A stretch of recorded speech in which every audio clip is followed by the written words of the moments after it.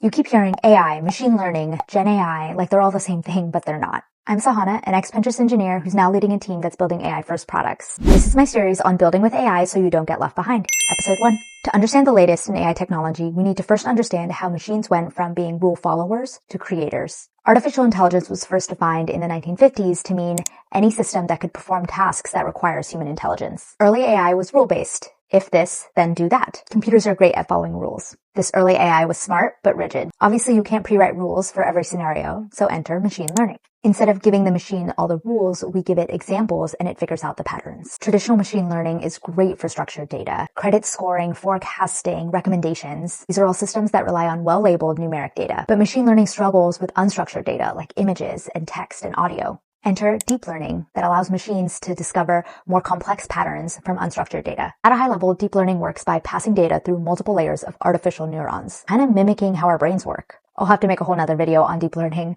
Let me know if that sounds interesting in the comments. So you see where we're going with this. Next comes generative AI. Built on deep learning architecture, generative AI allows us to predict what comes next. The next pixel, the next word, the next sound. You do this a million times over and you have a new song, a new article, a new image. Gen AI is what powers tools like ChatGPT, Gemini, and Claude. These are all language learning models, or LLMs, and they were originally designed to understand and generate human text. Newer models like GPT-4o are multimodal, meaning they can also process images, video, and audio. So, to recap, AI is a broad field of building systems that mimic human intelligence. ML gave machines a way to learn from structured data. Deep learning allows machines to learn complex patterns through neural networks, and Gen AI unlocks the ability for machines to generate new content from what they've learned.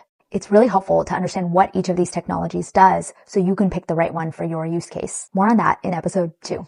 This was episode 1 of my Building with AI series. I'll see you in the next one.